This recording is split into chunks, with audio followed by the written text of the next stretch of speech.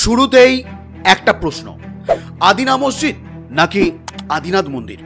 শুনেই একটু চমকে উঠলেন, তাই তো? আমরাও চমকে উঠেছি। হ্যাঁ বন্ধুরা, সম্প্রতি বাবরি মসজিদ ও রাম মন্দিরের মতো আদিনা মসজিদের রহস্য উন্মোচন হতে চলেছে। হয়তো শেষমেশ সনাতনীরা আবারও তাদের স্মৃতিসৌধকে, তাদের নিজস্ব মন্দিরকে ফিরে পেতে পারে।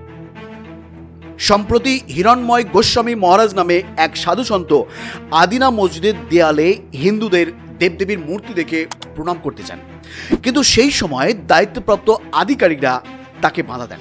তাছাড়া ওই মসজিদের সামনে একটি ভাঙা শিবলিঙ্গকেও পুজো করেন। যদিও এখান থেকে ঘটনার সূত্রপাত হলেও এই মসজিদের ঝামেলা কিন্তু অনেক দিন ধরেই চলছে। তবে আমরা আদিনা মসজিদ নাকি আদিনাথ মন্দির, কোনটা সত্য, তার পর্দাফাঁস করব আজকের এই ভিডিওতে। যদি সব রহস্যটা জানতে চান তাহলে প্রথম থেকে শেষ পর্যন্ত আজকের ভিডিওটি মন দিয়ে নয়, বুদ্ধি দিয়ে, ব্রেন দিয়ে বোঝার চেষ্টা করুন। বন্ধুরা, মালদা জেলার পান্ডুয়াতে অবস্থিত আদিনা মসজিদের কথা আপনারা সকলেই শুনেছেন। আয়তনের দিক থেকে এটি ভারতবর্ষের দ্বিতীয় বৃহত্তম মসজিদ হিসেবে পরিচিত। বেশ কিছু হিন্দুত্ববাদীরা দাবি করে এই মসজিদটি আসলে একটি মন্দির, যাকে পরবর্তীতে 1370 সালে সিকান্দার শাহ মসজিদে রূপান্তর ঘটায়। বেশ কিছু ঐতিহাসিকের মতে আদিনা মসজিদের আগে সেই স্থানে ছিল আদিনাথ মন্দির, যেটি লক্ষণ সেন প্রতিষ্ঠা করেন। এই শব্দটা কতটা যুক্তিযুক্ত কিংবা কতটা গ্রহণযোগ্য, এ ব্যাপারে বহু প্রশ্ন আছে, কিন্তু একথা অস্বীকার করা যায় না যে মসজিদ হিসেবে আদিনা মসজিদ যথেষ্টই রহস্যময়। মসজিদে হিন্দু স্থাপত্যের নিদর্শন ও হিন্দু দেবদেবীর মূর্তি খোদিত আছে।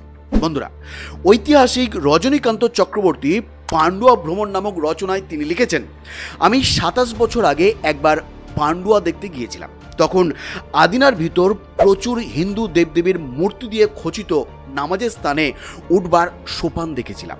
যেমন মসজিদের অঙ্গ প্রত্যঙ্গ ক্ষয়ে ক্ষয়ে যাচ্ছিল, তেমনি গণেশ, কার্তিক, কৃষ্ণ, বিষ্ণুর মূর্তি বাইরে বেরিয়ে আসছিল। সেই সকল মূর্তির নাক প্রায় ভাঙা ছিল। বেচারা কালা পাহাড়ের উপর দায়িত্ব থাকত। এখন সে সকল মূর্তি দেখা গেল না, কোথায় গেল? যদিও বর্তমানে সেই সব দেবদেবীর মূর্তি মসজিদের বিভিন্ন জায়গায় আবারও দেখা যাচ্ছে। প্রসঙ্গত, সরকারি ফলকে তাকে সিকান্দার শাহের তৈরি মসজিদ হিসাবে উল্লেখ করা হলেও এই বিষয়ে গবেষক অধ্যাপক ডক্টর সুস্মিতা সোম একমত হতে রাজি নন। তিনি সিকান্দার শাহকে এর নির্মাতা না বলে সংস্কারক বলে মনে করেছেন। তিনি লিখেছেন, সুলতান ইলিয়াস শাহের পুত্র সিকান্দার শাহ এই মসজিদটির নির্মাতা বলে ইতিহাস সাক্ষ্য দেয়। যদিও এটির প্রকৃত স্থাপত্যকাল এবং প্রকৃতপক্ষে এটি কি ছিল সেই বিষয়ে ঐতিহাসিক গবেষকদের জিজ্ঞাসা, কৌতূহল এবং বিতর্কের অবসান হয়নি। আজও শোনা যায় আদিতে এটি জৈন পথপ্রদর্শক আদিনাথের মন্দির ছিল, পরে পরিণত হয় বৌদ্ধ বিহারে। কেউ বলেছেন এখানে একটি বিশাল মন্দির তৈরির কাজ শুরু হয়। শেষ হওয়ার আগেই মুসলমানরা এই প্রদেশ আক্রমণ করে, ফলে তখনও কাজ বন্ধ হয়ে যায়। তারপরে মুসলমান বাদশাহের আদেশে ওই মন্দির তৈরির কাজে জোগাড় করা মশলাগুলি ব্যবহার করে ইমারতটিকে মসজিদে রূপান্তরিত করা হয়। এছাড়াও তিনি লিখেছেন, দ্বাদশ শতাব্দীর একটি লিপি যা এখানে পাওয়া গেছে তার পাঠোদ্ধার করেছেন শ্রী দীনেশচন্দ্র সরকার। এই লিপিটির 8টি অক্ষরের শেষ 2টি অক্ষর হল শ্রী উতঙ্ক শিবা, অর্থাৎ এটি উতঙ্ক নামীয় কোনো ব্যক্তির প্রতিষ্ঠিত শিব মন্দিরের লিপি। এছাড়া আদিনা মসজিদের পূর্ব প্রবেশপথ যা উত্তর দিকে রয়েছে সেটি একটি মন্দিরের গর্ভগৃহ বলেই মনে হয়, যা হিন্দু বিশ্বাস অনুযায়ী পূর্বমুখী। শুধু তাই নয়, ভগ্ন শিবলিঙ্গ স্থাপিত হয়েছে বাদশাহী তক্তপাশের কোষ্ঠী পাথরের অলঙ্করণ করা দেয়ালের উপরিভাগে। শিবলিঙ্গবিহীন গর্তসহ একটি গৌরীপট্ট অবহেলিত অবস্থায় পাওয়া যায় মসজিদ চত্বরে।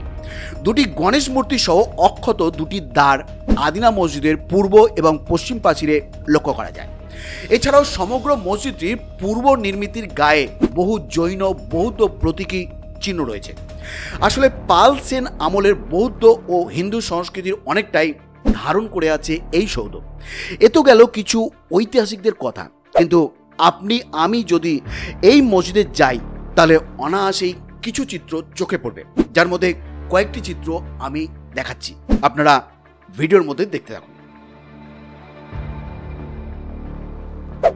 এছাড়াও যে সকল স্থাপত্য একটি মসজিদে হয় তেমন স্থাপত্য এখানে প্রায় অনুপস্থিত।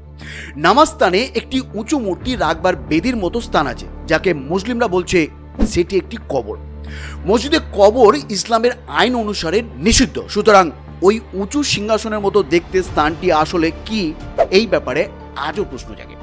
এরপর যে মূল প্রশ্নটি উঠে আসে সেটি হলো, সিকন্দার শাহের মতো সুলতান, যিনি 1369 খ্রিস্টাব্দে নিজেকে আরব ও পারস্যের সুলতানদের মধ্যে যোগ্যতম এবং পরে মুসলিমদের খলিফা বলে ঘোষণা করেছিল, তার পক্ষে এমন একটি মসজিদ স্থাপন করা সম্ভব কিনা যার দেয়ালে হিন্দু দেবদেবীর মূর্তি অঙ্কিত বা খোদিত থাকবে।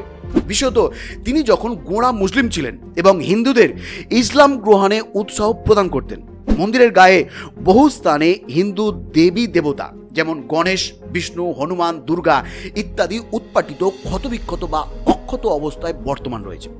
বেশ কয়েক শতক ধরে হিন্দুদের মনের গভীরে আদিনা মসজিদকে কেন্দ্র করে যে রহস্য গড়ে উঠেছে তার সঠিক উত্তর আমাদেরকে দিতে পারে একমাত্র ভারত সরকার এবং আর্কিওলজিক্যাল সার্ভে অফ ইন্ডিয়া।